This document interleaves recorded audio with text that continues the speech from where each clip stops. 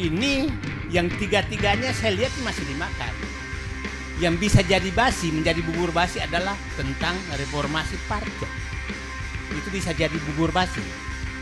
Dimakan keracunan, tidak dimakan busuk. Pak Prabowo menemukan bahwa 2024 menemukan bahwa 80% timah itu sudah ilegal. Nah, itulah muncul bahwa ekspor timah terbesar adalah Singapura dan Malaysia. Padahal dia nggak punya tambang timah. Nah, yang ngirim ke sana ya bintang mantan bintang.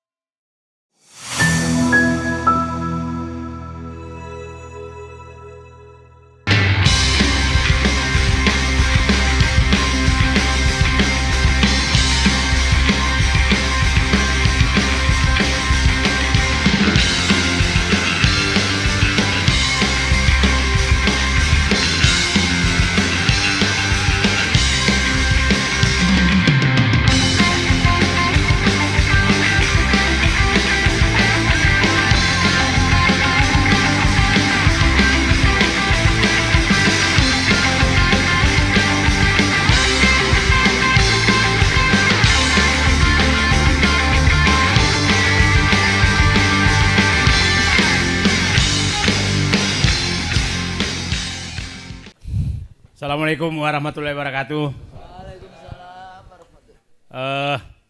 Saya hanya mengingat kembali tadi bahwa kita harus sadar reformasi 98 hasilnya adalah menyerahkan kekuasaan kepada oligarki. Itu hasil reformasi 98. Bisa kita berdiskusi tapi faktanya itulah.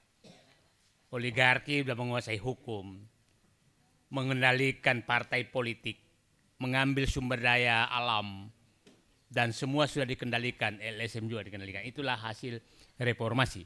Dan saya pikir aktivis 98 harus sekali-sekali mengakui kesalahan ini. Kan sekarang mereka yang berhasil menghidupkan pengadilan negara, padahal mereka lah yang menyerahkan negara ini ke oligarki. Itu yang pertama. Dan ini yang harus jadi agenda Prabowo. Dan saya pikir Bu Husnul tadi sudah menyatakan bahwa di buku Paradoks Prabowo itu sebenarnya. Ya. Oh, saya agak hafal udah. Tapi masih lebih hafal ayat-ayat penting di Quran lah. Nah, ini saya ingin menceritakan Pak Prabowo tadi kan banyak sekali nih. Ini saya dari dulu saya menyatakan Pak Prabowo ini menyelesaikan negara bagaikan memakan bubur panas. Karena ada ininya otaknya Rambo, hatinya Rinto. Sehingga memakan bubur panas. Tapi di 4 agenda bubur panas yang dia makan, saya katakan 1 pemberantasan korupsi, 2 pengambilan sumber daya alam, 3 adalah mengendalikan oligarki, 4 adalah memberantas geng SOP, Solo Oligarki Parcok. Nah, problemnya ini yang tiga-tiganya saya lihat masih dimakan. Yang bisa jadi basi, menjadi bubur basi adalah tentang reformasi parcok. Itu bisa jadi bubur basi. Dimakan keracunan, tidak dimakan busuk. Nah, itu yang kita harus ingatkan Pak Prabowo. Pak, sebentar lagi kalau Bapak masih takut terus mereformasi Polri, maka ini menjadi bubur basi. Pada saat itu bubur basi tidak ada obatnya lagi. Karena Bapak makan keracunan, mau dibuang juga ada karena dia berkuasa susah sekali. Nah, itu yang kita harus ingatkan Pak Prabowo, dan saya bisa menduga bahwa memang ada kendala besar terhadap reformasi Polri ini. Betapa semangatnya beliau, tapi setelah Kapolri membentuk tim reformasi Polri yang harinya sama, tanggalnya sama, 17 September, terus Pak Jokowi datang tanggal 4 Oktober di Kertanegara, langsung kayaknya bubur itu dilarang dimakan oleh berdua ini. Dan kelihatannya Pak Prabowo juga sendok yang mau disiapkan untuk memakan itu Ahmad Doviri, hilang tuh sendoknya, nggak tahu di mana sekarang. Nah, ya, jadi bubur panas ini bisa basi nih. Nah, itu yang kita harus ingatkan Pak Prabowo. Kalau ini basi, maka kepercayaan semua tadi itu harapan. Tadi kan hanya 52% yang menganggap bahwa masih ada harapan. Itu langsung bisa anjlok. Bisa anjlok jauh sekali. Nah, kemudian jadi tentang bubur panas, bubur basi ini, saya bilang reformasi Polri ini bubur basi. Kita mau bisa jadi bubur basi.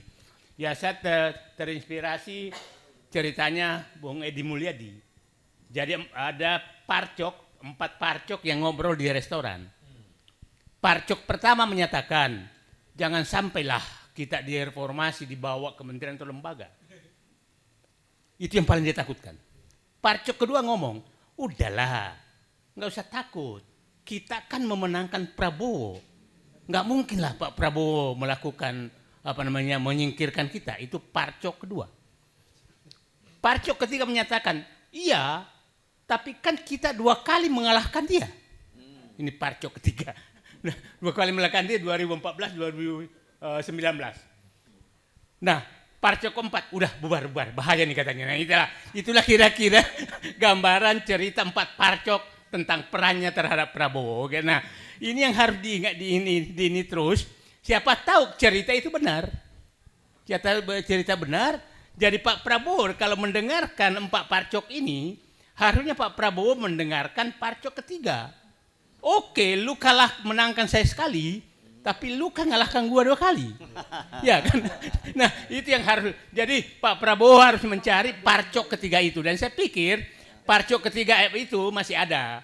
Nah, jangan juga parcok keempat, karena bubar dia kembali ke Trunojoyo melapor, Pak begini kejadiannya. Nah, itulah kira-kira cara. Nah, kalau Pak Prabowo tidak lagi berani mencari sendok memakan bubur parcok, saya nyebutkan parcok bukan polisi loh Pak ya. Ya, parcok itulah oknum yang memanfaatkan polisi, tapi bisa juga polisi, oknum tapi. Nah, memanfaatkan itu untuk untuk memenangkan kekuasaan, dan itu fakta. Jadi saya katakan sederhana kok. Kalau saya kan nggak mungkin disuruh menginginkan parcok, sederhana. 1, mereformasi polisi. 1, bebaskan polisi dari parcok. 2, hentikan kegiatan parcok sebagai termul. Itu aja. Sederhana ini, jangan terlalu berpikir idealis. Ya, itu saja yang. Nah, posisi perannya aja itu, hentikan polisi dari, bersihkan polisi dari parcok. Ya, kalau Kapolrinya juga memang parcok, ya apa boleh buat gitu kan.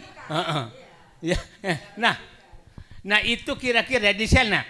Terakhir saya menyatakan, sepertinya kalau Pak Prabowo masih melakukan 3 agenda utama, dan tadi jangan membuang sendok untuk memakan oligarki, karena begini, pemberantasan korupsi itu pasti akan menyinggung Solo, jadi akan mati sendiri, nggak usah disinggung. Kemudian pengambilan sumber daya alam itu juga akan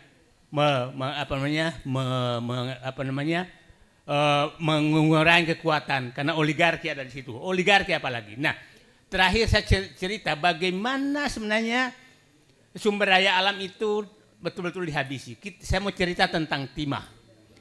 Timah itu kita jaya zaman Belanda, jaya sekali. Kemudian diambil alih Orde Lama, Orde Baru, itu muncul penyelundupan yang besar. 45 sampai 77. Tahun 77, Pak Harto menugaskan Sudomo sebagai Pangkop Kaptip untuk melakukan operasi militer di sekitar Bangka. Bangka saat itu tambang masih di darat. Dan itu berhasil. Itu 90-an, itu timah neracanya hampir sama dengan Pertamina. Kekuatan keuangannya timah, karena menutupi pertambangan. Tidak ada ilegal. 98 bubar semua. Maka masuklah mafia yang dikendalikan oleh bintang dan mantan bintang. Oke? Nah, Pak Prabowo menemukan bahwa 2024 menemukan bahwa 80% timah itu sudah ilegal. Nah, itulah muncul bahwa ekspor timah terbesar adalah Singapura dan Malaysia. Padahal dia nggak punya tambang timah. Nah, yang ngirim ke sana ya bintang mantan bintang. Oke? Nah, itulah dia lakukan operasi militer sekarang. Para militer jangan heran, itu puluhan ribu tentara disuruh menjaga laut dan mencari semua. Nah, saya berharap langkah ini dilakukan Prabowo di Sulawesi, di Maluku, di Kalimantan, itu harus dilakukan. Udahlah, kalau tentara nggak ada perang, udahlah perang lawan penyelundup aja lah dulu. Ya kan Pak Barus ya? Ya.